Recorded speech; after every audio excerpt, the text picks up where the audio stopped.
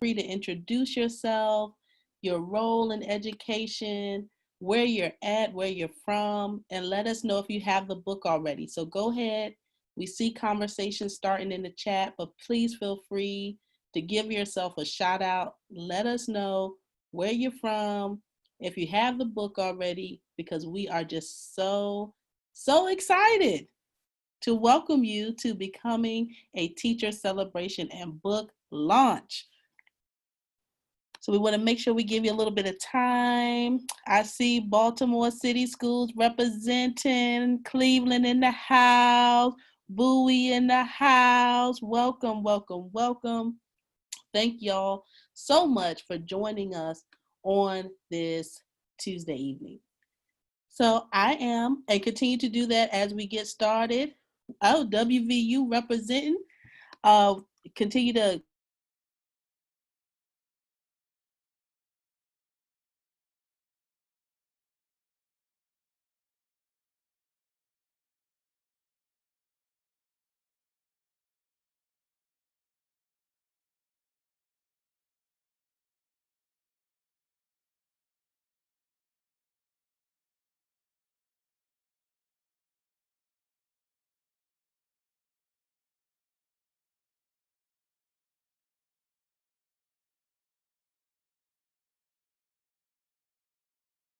love how this book weaves together broader issues in the profession. I mean, they talk about teacher preparation, teacher pay, teacher turnover, all through this personal journey of Mrs. Hall and other educators that are featured in this book. There's something really and truly to be learned from all of their stories in total. Through this powerful storytelling, this book highlights the system that teachers work within, how it impacts their teaching practices, and ultimately how teachers, specifically Black teachers, navigate this system as well. So without further ado, I want to make sure that I introduce our esteemed guest this evening. So we have with us Melinda D Anderson. She is an education writer based in Washington, D.C. Her journalism elevates and amplifies diverse voices in public education conversations and policymaking process. She has written for the Philadelphia Inquirer, the Washington Post, and the Atlantic. Becoming a Teacher is her first book, and what a phenomenal book it is. We also have with us Mrs. LaQuisha Hall. She is starting her 18th year, 18, teaching in Baltimore City public school system. She is a literary educator and coach. Mrs. Hall mentors via Queendom, TEA, the Etiquette Academy, a program she founded to empower young ladies and has published more than 100 scholars. She won Baltimore City Teacher of the Year in 2018 and was a state finalist. Follow her journey on Instagram, Twitter, and Facebook at Mrs. Hall Scholars. And we have something really exciting for you, because as you're joining us tonight and as you're hearing things, we really want you to use the hashtags. Hashtag Becoming a Teacher and hashtag Black Teachers Matter. You can't see, but I'm rocking my shirt tonight. We want you to share a pic, share a quote, a tweet, what you love about the book. Anyone who's tweeting using the hashtags will be placed in a raffle for a signed copy of the book from both Melinda D Anderson and LaQuisha Hall. So you don't want to miss that. Make sure you tweet throughout this event tonight using the hashtags, okay? I have lots of questions for the speakers. I devoured this book in one sitting. But I also want to open it up to you. I welcome your questions as well. Please post your questions in the Q&A box that you see down on the bottom bar, and I will try to get to as many questions as possible. Our folks behind the scenes will feed them to me, and also I may combine a few that relate so that we can make the best use of our time together. And I hope that's all right, okay? I hope that's all right with everyone. And thank you for all those that are continuing to join us right now. So let's get started. Let's dive into this book. And let's start with Melinda. What was your purpose for writing this book, and why did you choose Black teachers? Well, I think it was pretty simple. I wanted to profile great teaching. I wasn't interested in the same arguments over teacher retention and standardized testing and alternative certification and all of the topics that seem to dominate teacher books. And I felt like these education debates really siphon so much time and attention. And I wanted to showcase what it's really like to practice teaching at the highest level. And this is also the idea of the Masters at Work series that this book is a part of. The focus of that series is to profile exemplars in the field. I also wasn't interested in the tropes about teaching. And so often books about teaching are focused on problem Black children, that teachers arrive and these kids need to be fixed, and they boldly go into urban schools and they succeed against the odds. And I wanted to focus on a dynamic teacher who had all the facets and was much more nuanced than the typical portrayals. And I wanted to say that my purpose was not to exceptionalize LaQuisha, though she is a dynamic and outstanding teacher. My purpose was to disrupt these tired portrayals of teachers and present what it really takes to master the job and do it well on a day-by-day basis. And why I chose a Black teacher is really simple. As an education writer, I have really made it a commitment to amplify voices that often go unheard. And I believe becoming a teacher will resonate with readers specifically because it centers fresh voices and the realities of Black teachers, their educational practices, their educational methods. And so I intentionally set out to shadow a Black teacher and interview Black teachers because I think they have a lot to teach us. Powerful. So let me then turn this a little bit to Mrs. Hall. So what does it mean for you to be that teacher and to be a resistant teacher as you described yourself in the book? You know what? I'm just going to tell you the truth. I don't know exactly what it means to be that teacher. I just feel like I was doing what I was hired to do. I had different experiences growing up from my scholars. I didn't go to a high school that was predominantly Black. There were a lot of Black students, but it was very diverse for me. My education looked a little different from what was given to me to disseminate to my scholars. And so once I kind of, got my feet wet with what was expected of me, then I tried to figure out how to push the boundaries to best serve my scholars. So it wasn't so that, because I didn't get my way or because I just didn't like something. It was more so because I was really in tune to what they were experiencing and facing, and I felt that my daily delivery wasn't meeting their personal and educational needs, maybe just the educational, and then it wasn't, in my opinion, engaging enough. So I had to take some action. So I guess that's called resistance. Praise the Lord. Yes, and we're going to be talking about that throughout tonight. We're really going to be diving into some of your teaching practices and the things that you do. But I'm going to go back to Melinda and thinking about, because it ties in with this. You open up the book with this portrayal and how the media portrays Black Baltimore youth. And we know that portrayal, that degradation, that image is often negative, which is counter to what people who work with these youth and who are these youth and these families and communities see.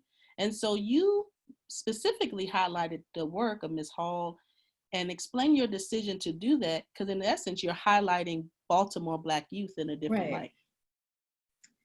Well, yes, I would agree that we have been conditioned through the media and through just society to think the worst of Black children.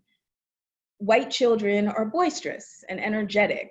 Black children are undisciplined and uncontrollable, right? And that sounds familiar because those are the kind of messages that we often receive.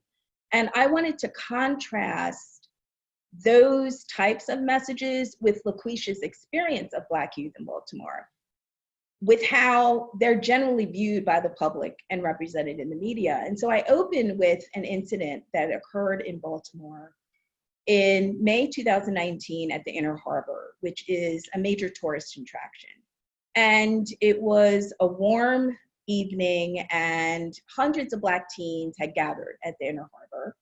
And most of these kids were just hanging out. You know, it was, I mean, a place to go, a place to gather, spend time with their friends. But the media reports of this evening immediately characterized it as violent teenagers involved in a juvenile disturbance. And LaQuisha was outraged because she knew this portrayal didn't sync with the student she taught. And what was interesting was that coincidentally, they had just published their first book, a group of her freshmen, and they had held a book signing just days before. So the contrast was so stark. And these damaging messages are so pervasive. And LaQuisha wasn't satisfied just to shrug it off, right? And just move on like some of us do.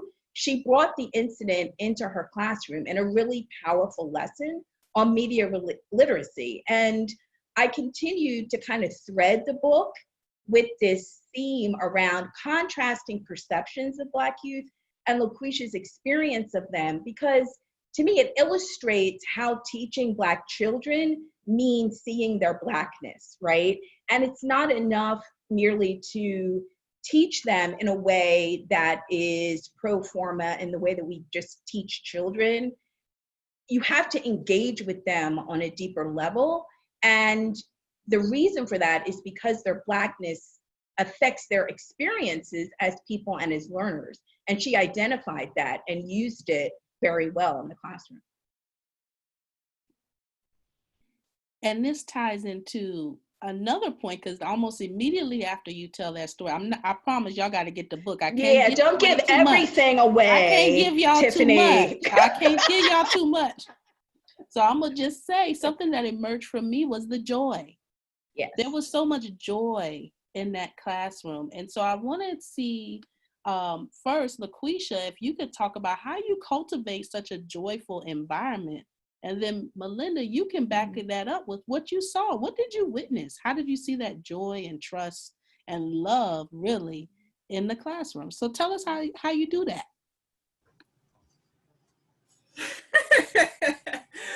I'm laughing because I just feel like, you know, what you are surrounds you, you know? So like for the most part, I'm usually joyful. I have, you know, like any human, I have days where I'm not happy, but for the majority of the time, I'm happy to be alive. I've overcome a lot of tough things. And so when I encountered any scholar or young person, I just wanted them to know that in spite of what you could be facing or going through, you can get through it and you can still maintain your happiness. And so I tried to create a classroom climate visually that looked joyful. So I, you know, would invest, and I'll admit I probably invest more than what a teacher would typically invest in a classroom. And I'm okay with it because I've often shared that my scholars are the only students or kids that I have. I don't have any children of my own, so I put literally all my investment into them. And so making that investment in the visual appeal and then also in the books that they would like to read. And then I think the more they saw that I was engaged with doing whatever it took to create an atmosphere that they would appreciate, I got more buy-in. And so it kind of fueled me to keep doing more. So it went from, you know, a visually appealing room and diverse books to a party bus ride to Pizza Hut. You know, I was like, what else y'all want? Let's do it. So, but yeah, ultimately, I personally feel that if there are teachers who struggle with something in the classroom, it might be a struggle internally with themselves. And so I just try to make sure I'm okay mentally, spiritually, so on and so forth, so that when I encounter them, that vibe that they get isn't negative. Wow, that's powerful. And I want to slide in a question before I toss to you, Melinda. This came in the chat about, so how are you maybe thinking about this in the virtual context? So how are you creating that joy? I mean, you're exuding it right now, so I assume it's still coming through, but if you had any quick tips to share with our listeners. Listen, I'm gonna tell you the truth. I think some of the things that sometimes we focus on, we can let go. Like I've been like a little troubled by seeing things like teachers getting mad over the kids eating snacks on Zoom. Like I wouldn't even care. I would just be like, did y'all get to work? Okay, let's go. Let's go to the next thing. I think sometimes we get so caught up, as Melinda pointed out, in what I learned in my early years, how we need to dominate and structure and dictate what happens in the classroom, that the students feel that they have no autonomy, and then they rebel. So I didn't have to ask my students after a while to not do certain things. They didn't do it to respect me. And I think it was because I wasn't like taking my claws and running them down their backs. You know what I mean? So I just think, to a degree, virtually, we got to like release some things. We can only control what we can control. I can't control what food you eat and what you put in your mouth, what kind of shirt you got on. And if your shirt isn't right, I can't put another shirt on you. So I'm going to keep teaching because there's other kids on the line that have to learn. So, I mean, that's just my take. I know that there are other teachers who have a differing opinion, but that's what's got me this far. So. No, thank you for that. And what I'm hearing, I heard two things. I heard, one, let the small things go and give yourself grace, give the children and young people grace, but also take care of yourself. And then if you feel whole and you feel good, that's going to naturally come out of you, no matter what platform. Absolutely. And so I want to toss it to Melinda. Maybe you can highlight some ways you saw that trust building and that joy. Yeah, I mean, I think there were a lot of occasions. I couldn't just pinpoint one, right, in LaQuisha's classroom, where I definitely witnessed just an abundance of joy and trust that her students have in her. And those are all chronicled in the book. But I think what struck me most was the bond between her and her scholars. There was clearly a connection between them, and you could see the energy exchange in moments where she was leading like the whole class and she's doing a Socratic seminar, or just individual moments when she's just kind of leaning over a student's desk and talking to them individually. And the thing that also struck me was, even when her kids are really like distracted or disinterested, because I mean, let's be clear, they're teenagers, right? Like there's not like this magic pot of kids in room 263, right? They're still teenagers and they come in and, you know, sometimes they're a little ornery, whatever, but you could see them applying effort. And it was really like they trusted her enough to try, right? And eventually you see like this spark, I think, that happens because they're stretching themselves and they're accomplishing something difficult. And I think that was because she had invested in building relationships with them. So they wanted to try. Like even when they may not have been in the best mood, they wanted to try for her because, as she said, they cared enough about her because of the relationships that she had made with them and the connections that she had made with them. I mean, there's a really funny anecdote when she was teaching a lesson and she had some cards. And it was a Black history lesson, and all the cards were like different Black history icons. And so the students were using their phones, you know, to like do research and all this kind of thing. And there were two young men that were like over in the corner. And LaQuisha, she's like a ninja, right? Like I'm sitting there, I don't notice any of this, but she kind of zeroed in on them and she could tell like they weren't doing like work, like they were on Instagram or something. But she didn't call them out, right? She just said, your phones are for work, not Instagram, you know, or something like that. And she kind of said it to the whole class, but they knew like it was them. And, you know, you could just see like they kind of shifted. And that's just to me like an example of, she didn't have to like call them out. She didn't have to say, you over there in the corner. And I think that just comes from the trust. And And there's just like so much energy in her classroom. There was never a time when I was in her classroom where she sat down, right? Like she was constantly moving, and she brought so much energy, and that was reflected back from the students. We want to encourage you to ask questions as well. Again, this is a celebration. This is us sharing, but it's also, you are equally a part of this. So we got a question that came in, and it's to LaQuisha. Is there anything that you have found above all else that really helps you build those trusting relationships with students? Absolutely. So pulling from my own childhood, I remember the difficulties I experienced, and no teacher had ever asked me a question that would kind of steer me in a direction to share that. And so I carried this heavy burden in secret through high school, and I just wish that one teacher would have pulled me to the side and said, "What's up with you?" You know. And so I start the school year that way. One of the most powerful activities that I do is 10 things I wish you knew. I write a letter to the students where I model what I'm eventually going to ask them to do.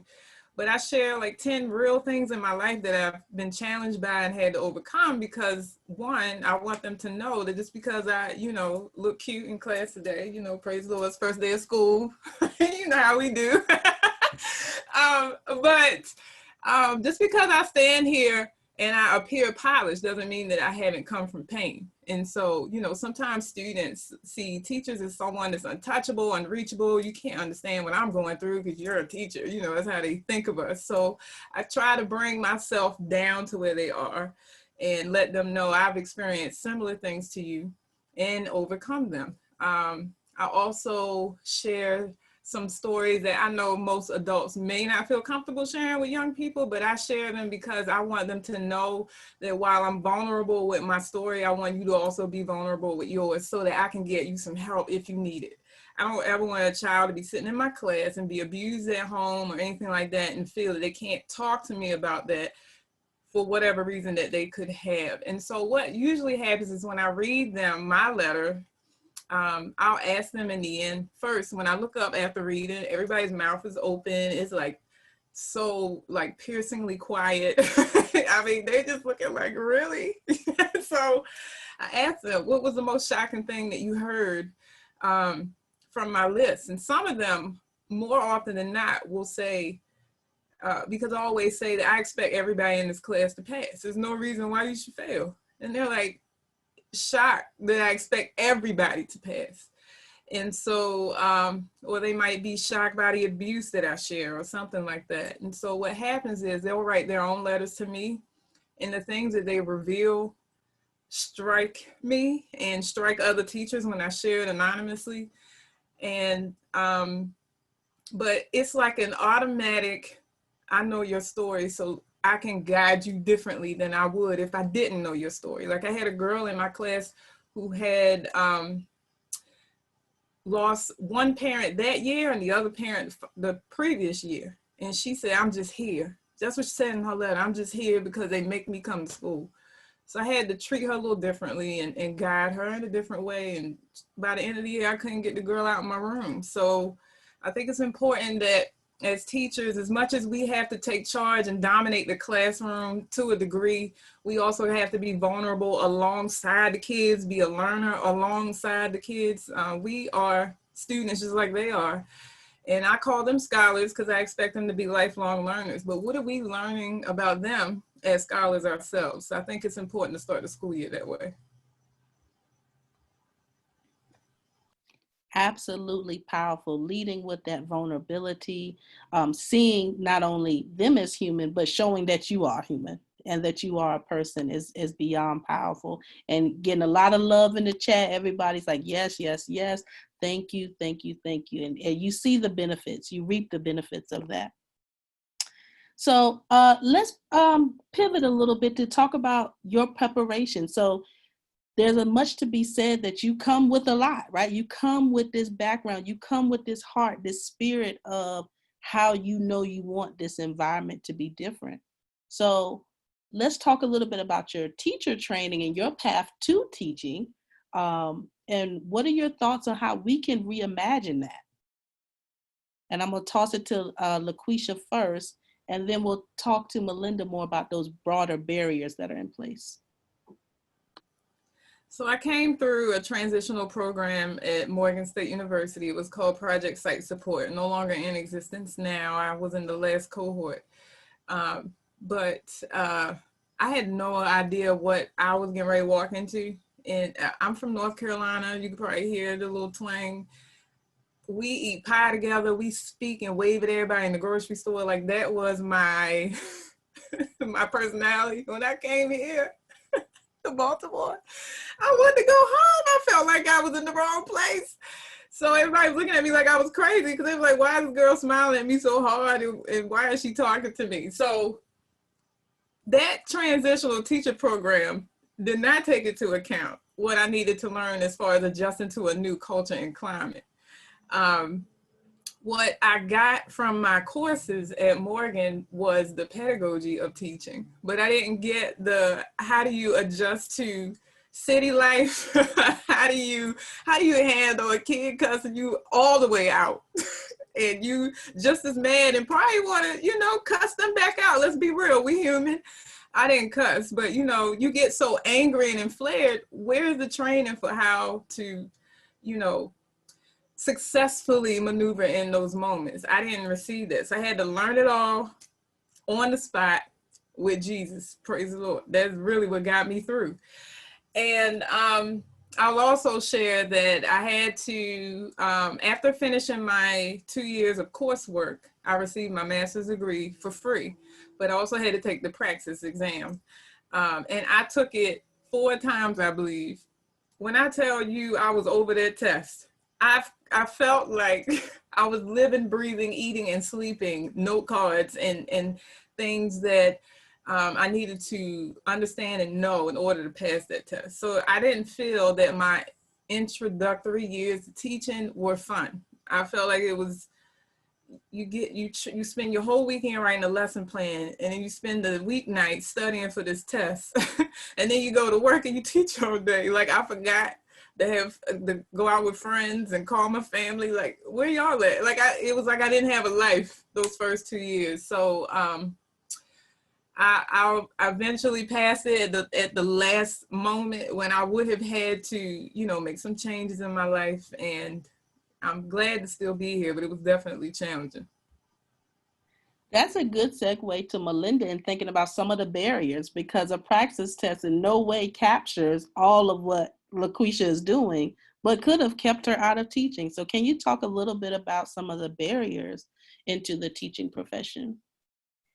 Well, I think that what LaQuisha, her experience, and all of this is chronicled in the book, really shows how systems work to undermine teachers in many ways, and that the measures that we're using to identify good teachers or qualified teachers often are askew. And so I interview a teacher educator who basically says, we don't give enough attention to dispositions, right?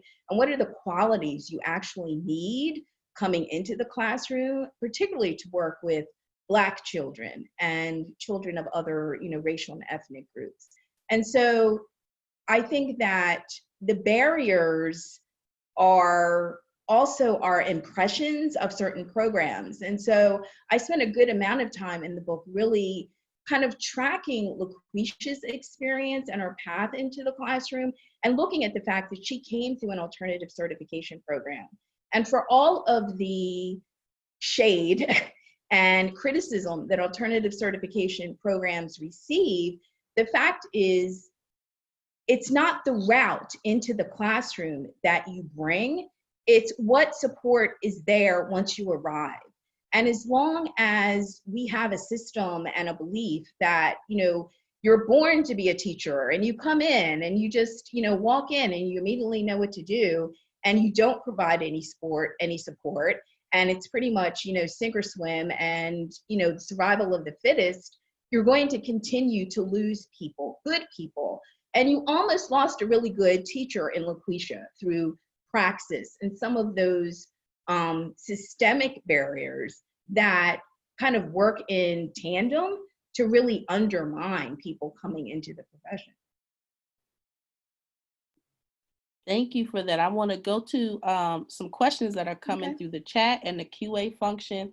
Please continue to drop your questions. We'll try to get to as many as possible. If you notice, LaQuisha is also answering in the chat because, you know, she's a dynamic teacher, right?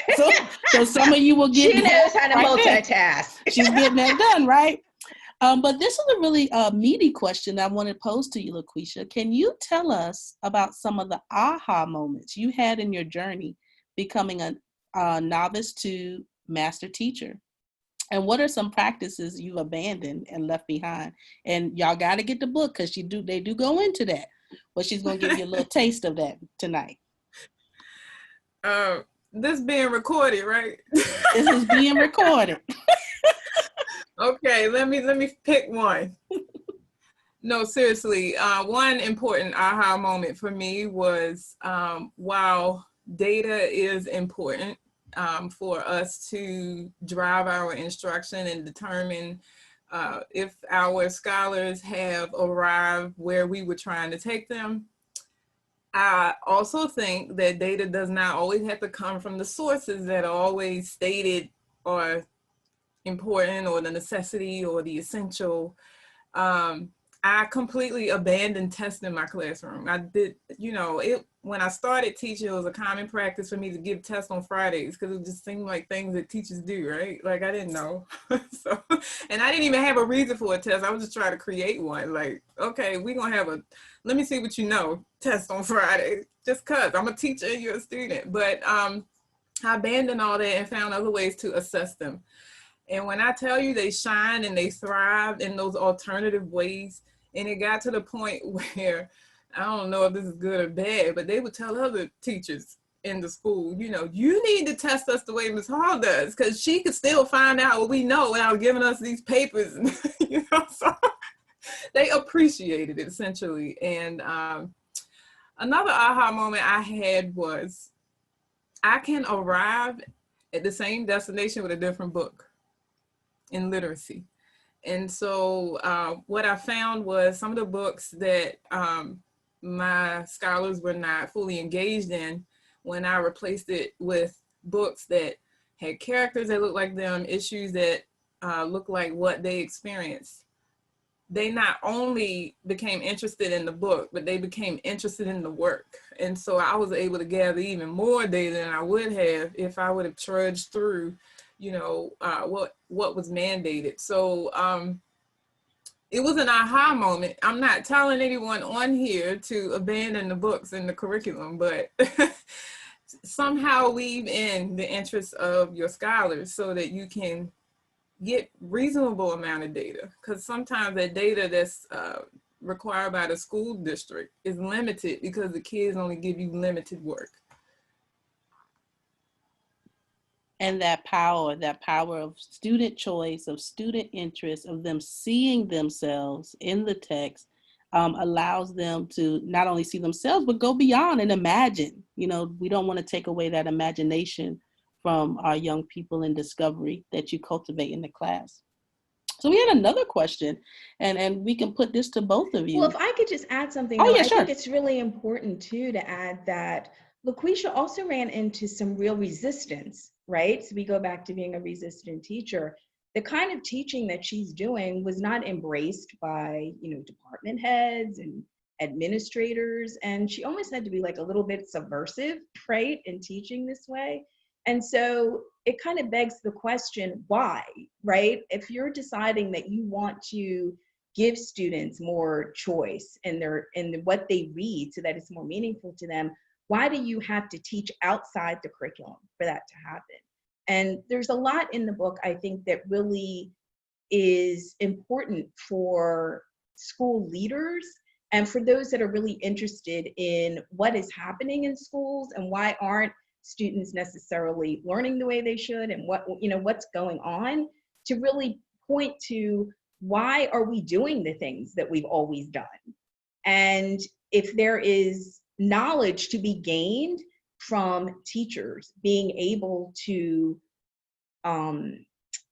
help inform changes, why aren't we taking advantage of that? And there are some in the chat that said not even resistance just from your colleagues or admin, but also sometimes from parents, you know, and even sometimes from students. I think sometimes like, what is this? But I think you're bringing up some great points, Melinda. Let's then go to thinking about, if we're thinking about students, let's kind of stick with that. A question came through that says, you know, how can we encourage our students of color to become educators? That role of what we see, and we know the numbers, we all know the statistics of how many Black educators in the classroom. And I want you both to take a stab at that, because it's actually very multifaceted answer that you can give to that. So let's start with Melinda, and then we'll come back to LaQuisha. Well, I think, you know, it's really interesting to me because we always ask, like, what can we do to get more Black youth and get more Black people, Black young people, or more Hispanics or more Asian Americans to go into teaching. Instead of asking, what can we do to make schools more welcoming and more holistic places where they want to be, right? There's an entire chapter, Black Teachers Matter, where one of the teachers tells a story about, you know, she's teaching in a predominantly white school, and, you know, one of her colleagues starts talking about the Confederate flag, and, you know, in a really kind of academic fashion. And she basically says, you know, you can't talk about that in front of me because my ancestors were enslaved people. And this isn't just like an academic discussion, you know, with me. And when you think about those kinds of experiences, and I mean, those play out in many different ways. Are schools a place where we necessarily want to encourage more and more, you know, Black people to go into without there's something happening on the back end in terms of improving schools and making sure it needs to happen together, I guess is what I'm saying. I think that, yes, we do need more Black teachers. We need good Black teachers. And that's the other thing I say in the book. Melanin alone, it does not make you a qualified teacher able to work with Black children, okay? You need to be culturally competent and culturally informed. At the same time, we also need to talk about what school districts need to do and what school leaders need to do to make public schools a place where Black teachers want to teach. And there's all the, you know, there's the basics about, you know, work conditions and salary. And I understand all of those, and all of those are very true. But there needs to be some more disruption in schools so that Black teachers want to come and want to stay. Thank you. Did you want to add anything to that, LaQuisha? I agree with absolutely everything Melinda said.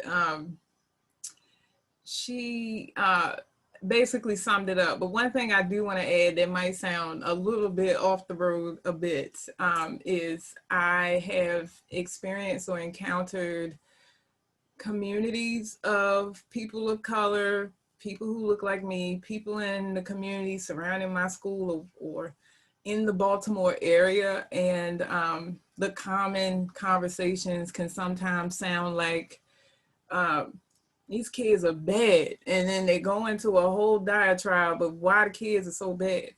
But then they come to the school and they're ready to cuss the teacher out for what they think the teacher did to the child. So I think there needs to be a mindset shift in our entire, not only society, but even within the community of Black people. We need to see our own kids differently.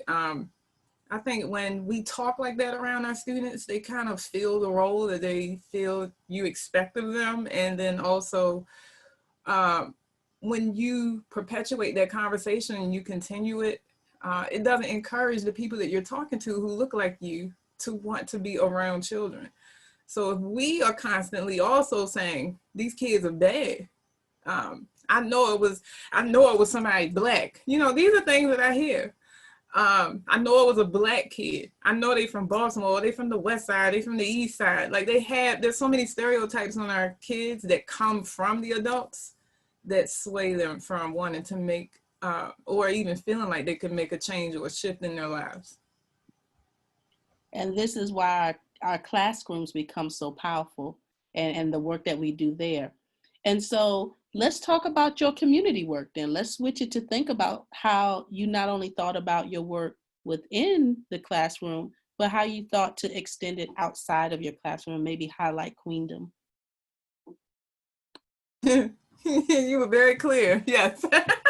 So I started Queendom by way of all these girls wanting to stay at school and talk to me when they claimed they just were going to watch the board, right? So you watching the board, but you're telling me about your mom not being home after school, and you wish you had somebody to talk to, and so on and so forth. So it turned into all these girls wanted to come and help me clean my classroom, but what they really were looking for was someone to listen to them so they could clean their heart of the things that were paining them. So I just made it official. One summer, I was hired for an Upward Bound program at Coppin State University, and they assigned me 10 girls to work with over the summer, and they were the first cohort of Queendom Queens, and they appreciated it so much. I found out a lot more in being able to spend that kind of time with them, but essentially, as it's grown over the years, it started with me just talking and providing like workshops about different topics that would interest them, to culminating into a crowning ceremony where they all got crowned and they would get a sash that said some character trait that they displayed during their time with us. So for example, if a girl had some really tough challenges to overcome and she did that while she was with us, she might have been crowned Miss Courageous or something like that. And so for over 10 years, we've been doing that for girls in Baltimore City and County. And then one time I had the opportunity to serve 200 girls in Switzerland as well. So that was nice. It was a whole summer. And I realized that, and the reason why it's called Queendom and why we crown them is because they just needed to be reminded of the position that they hold. I think sometimes they feel that they aren't there, and I just use that as like a symbolic reminder of who they were. So yeah, that came from the classroom. Love it. And Melinda, did you want to highlight any community connections that you saw from other teachers or any community links? Well, I did spend a good deal of time with LaQuisha, and she's very involved in the community. She was speaking at, various events, doing trainings for teachers and coming teachers. And I think it's because she's so invested in Baltimore. And so she's teaching Baltimore youth. And so she feels a real draw to be able to connect with the community. It's, I'm teaching this community's children. And I actually did attend one of the Queendom sessions. And I mean, it was so, first of all, they come in and, she's kind of like big sis, and they're hugging her and they're dancing and, it was just really lively. And at the time they were planning kind of a summer getaway, but they went around and there was like a prompt and they each had to respond. And it was just really deep and powerful, just listening to these young people be so vulnerable, even with me in the room, right? And I think that again goes to the trust that they have in her and what she was able to do. So, they were talking about their sister, and then another sister came in and she had fried chicken. And, it was just like, a family cookout or something, inside her classroom. And it was just all, and I felt like I was, part of the family, right? Because I was there, and it was just really touching. And you could just see those links that she had built and so important that then carried over to the classroom. I want to stick with you on this point and thinking about your book is really just about good teaching, right? While it's centering Black teachers, and like there's this certain ubiquity that surrounds teaching because we've all been to school. We know how to do school. We know what it's like to teach, and so What did you learn from teaching? And another question had came in, what can a white teacher do with communities of color?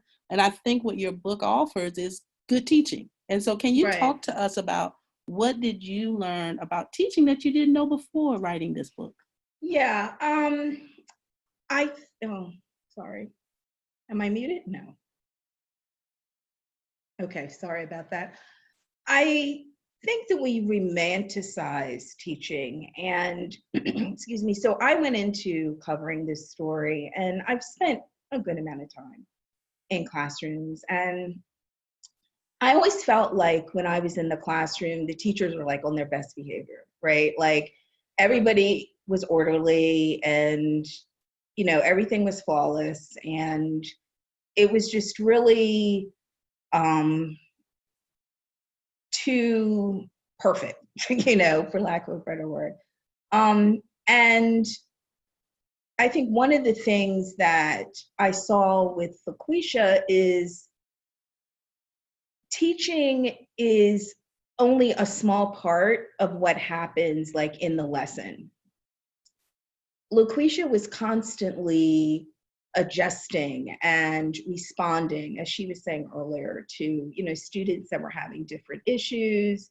And there was just this nimbleness and fluidity that she expressed in her teaching that I thought was really interesting, because so often I've talked to people and they say, I've known I wanted to be a teacher since I was like 6 years old. I used to play on my front stoop and, I was the teacher and, like all of this. And I always think like, that's great, right? But that doesn't mean that 6-year-old grew up to be like a great teacher, right? The fact is, great teachers are made over time, and that's through education and practice and guidance and making lots of mistakes, right? And she was very open and candid with all of those kind of journeys. How she made mistakes, how, she didn't start out deciding that she wasn't going to, test all the time, but she saw the response of her scholars to testing. And so she adjusted and she found a way to make it work for them. And in answer to the question, what can white teachers do? I mean, I think you have to teach the children that are in front of you, right? And I think we continue to rely on these like inherent, we continue to believe that the inherent gifts and passions of white women who make up the bulk of the teaching profession are the foundation for great teaching, rather than saying great teaching is defined by transforming how the kids in front of you see themselves as learners and young people in the world. And I mean, we can get into all the different ways that white and Black and all teachers need to do that. But I think it just starts with, you have to walk in committed to saying, I'm going to teach the kids that are in front of me, not the kids that I may have learned about in my school of education, right? Or not the kids that I walked in thinking, this is how I want to teach, and so this is the way you're going to learn. You have to be able to adjust and adapt, and you have to love kids. And I mean, I don't mean love them like in this really shallow sense of, I love all my kids. You have to really care about them. You have to care about, what are they coming into the classroom with? What did that kid experience on their way into the classroom? Like I say in the book, I mean, I drove through West Baltimore. I saw nothing but police cars. I didn't see one major grocery store. I didn't see one major chain bookstore. Like, that is the community that these children are coming from as they walk into the classroom. What are you doing in your classroom to accommodate that and to bring out their greatness, given all of those dynamics? Thank you for that answer. We're going to get ready to transition in a bit, but LaQuisha, what keeps you? What keeps you in the profession? What sustains you, especially during these times? Well, I'm gonna give y'all this answer, but you know, people don't like it. Jesus, listen, I'm trying to tell you, my faith is on 1,000, and I gotta keep it there to stay in position, to be honest. I feel like, and the reason why I'm not ashamed of saying it is because I feel like sometimes when I talk to colleagues, some can be so hopeless.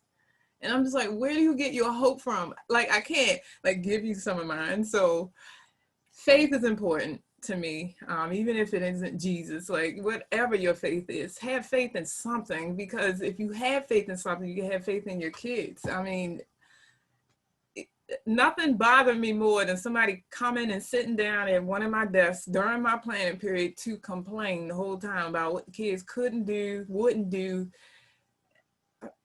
If you could just imagine me talking about God like that, what he couldn't do, what he wouldn't do. Like, I try to speak into existence, because I believe in that, what I want to see happen. And so, because I didn't come into this profession, as Melinda mentioned, I didn't want to be a teacher. I took the job because it was a transitional program offered. So, but I love kids, you know, and I remember how I grew up. And so I think it's important to have faith and also remember your own childhood when you're standing in front of them. Like, we know that when they're looking under the desk, they're looking at their phone, but we also know how it feels to be called out by name, how it feels to be singled out all the time by the same teacher in the same class. You almost dread that period of the day. Like, we know those feelings. So why continue that and do that to our scholars? And even in difficulty, if it's hard to not do it, find someone who can keep you uplifted in the building or in your school community. That's also what sustains me, is having people like Sydney, who's on here. She was also quoted in the book, but she is a person that if I ain't feeling it, I'll be like, girl. She'll be like, Queen, you got this. So that's how we talk to each other. And so find your cheering squad at work. Avoid the teacher's lounge as well. That is a big one. That is definitely something we tell our teachers as we prepare them, for sure. If we have a little time, I would love for you to share just a little bit of the book. If you can give us just a quick little story, because what you do through this book is you really show how you honor and affirm Black brilliance, and also the teaching of Black children through grace, through mercy, and just shows them that exists in the world. Right? So it's not all harsh. It's not all doom and gloom. So if Melinda, you want to just read just a little snippet, give everybody a little taste of the book. Well, I love to do that. So just to set it up a little bit for context, the lead-in is that there's a widely held perception in schools that Black children need lots of discipline, right? And that this perception is kind of steeped in racism and stereotypes and all of that. And it obviously carries over into schooling. And what I observed in LaQuisha's classroom was an intentional rebuke of kind of this carceral logic. So that is summarized in the book, chapter 6, Mastering the Craft. So I'm just going to read a really short passage. Reaching this level of mastery over 17 years encompasses more than teaching content. There are other aspects to her expertise. Her large personality is a secret weapon, winning kids over with self-deprecating humor and easy banter. Her humility and compassion allow students to take risks and learn from their mistakes. Her discipline is defined by its Latin root, discere, meaning to learn. Sitting in a coffee shop, ticking off career insights, there was an overriding takeaway. Holding kids responsible is not just punishment. Teachers will say, I'm teaching them the real world. But in the real world, if you're late with a bill payment, sometimes they'll waive the late fee. I want to teach them the real world too, by showing mercy and grace. And what I think this captures is that LaQuisha wasn't interested in perpetuating this cycle, right, that we see in schools of kind of control and compliance and punishment. Rather, she was focused on releasing Black children's greatness into the world And her teaching really is very liberatory and humanizing. And I saw this over and over again. And I think the lesson is that in order to do that kind of teaching, you have to bring your full humanity to the job as well, right? And so the whole teacher identity, and LaQuisha alluded to this earlier, that, you know, I'm a teacher, and so like I got it all together, and I come in the classroom, and, you know, I've got to kind of mandate, you know, like certain behaviors, and I've got to be perfect because, you know, I'm the head of the classroom and that kind of thing. It's just, it doesn't work, right? And kids see through it.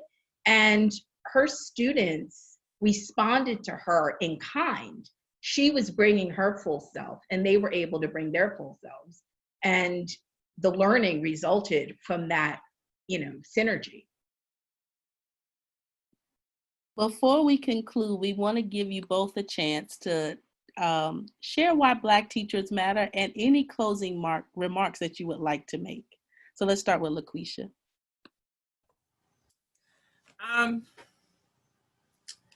I think it's important for us all to walk away with understanding that the teacher is not the only leader in the room. And once we understand that concept ourselves and immerse our scholars in that understanding as well, we'll have a room full of leaders. And we need them to emerge from the classroom feeling like a leader so that they can turn into that Black teacher that matters later in life. And whether they teach in a school or teach in the community or just teach in general their own children at home, we have a responsibility to empower them to know that not just that their voice matters, but their leadership matters, and the diversity of their leadership matters. They may not lead the same way I lead, and I shouldn't shut them down because it doesn't look the way I think it should look. So yeah, that's my final remark. We know that some people are starting to log off. We just want to also encourage you to get this book. Try to get your best to get it from independent bookstores, particularly Black-owned bookstores. New lists are popping up every day. Also, don't forget to use our hashtags, Becoming a Teacher, Black Teachers Matter. Melinda, I'm going to toss it to you for your closing remarks. Well, I think LaQuisha said it really well. I guess as an author, I would say that Black teachers matter today, and they always have. And one of the things that I tend to do in my education writing is look at research, right? And Dr. Vanessa Siddle-Walker at Emory has written extensively about Black teachers in segregated schools and in the years like post-Brown v. Board. And one of her findings that is carried over into my book and becomes a theme is that Black teachers teach Black students to aspire. Siddle-Walker says that, you know, the negative messages from the larger society, Black teachers reconstruct them, right? And they make Black children believe that they can be anything they want to be. And when you look at schools and classrooms today, that aspirational climate is rare, but it wasn't rare in LaQuisha's classroom, right? And it isn't rare in the teaching philosophies of the other Black teachers that are profiled in the book. It's the norm. And it's because they're bringing their own experiences and cultural insights to their teacher identity. And that, to me, really illustrates why Black teachers matter today, as they always have been. And I really hope that my book is a testament to learning what Black teachers are doing that can have application across teaching widely. Thank you both so much for this critical work. On behalf of Teaching for Change, thank you all for joining us for this inaugural event. Again, if you don't have this book, y'all need to go get this book. Please, we want to make sure we support our independent bookstores. Please spread the word about this book. I've seen a lot of people say, hey, teacher trainings, this needs to be in professional development. We need this everywhere. We need this everywhere. So we need your help in spreading that word. Continue to hashtag us. We're going to get that raffle. Somebody's going to get those signed copies. Also, if you're not following, please make sure you're following Melinda Anderson and Mrs. Hall Scholars. and you'll see all the critical work that they're doing in education and in her classroom. Again, thank y'all for being here, taking the time tonight. Feel free to reach out to us and check out our resources and check out this book. Bye, everyone. Thank you for coming. Bye. Thank you. Thank you. I'm so excited. Book release, book party. It's a book day. Thank you both. Thank Y'all you. were amazing. This was the recharge so many of us needed. Thank We you, need to hear that. Tiffany. You were wonderful moderator. So good. Thank you to Teaching Thank for you. Change. Yes, shout out Teaching for Change. That's absolutely. the crew. That's the family. We are so excited to be bringing these events. This is the critical work that Teaching for Change does. They want to bring these stories to light, and it's so beautiful that we're all connected in this way. There's no other group I would have wanted to host my book launch. I mean, I seriously mean that, because the work that Teaching for Change is doing so perfectly aligns with the book and the importance of, you know, teaching and teachers of color and all of that, and social justice. And I mean, it was a perfect fit. Well, thank you. We receive it. We receive that love, and we give that love back for sure. This was awesome. Yeah. And I know people are sitting there jotting down ideas and thinking about what we can do. And I saw something in the chat like, this needs to be shown to every school of education or it something. Does. I was like, whoa. Oh yes, get ready, y'all. Yeah.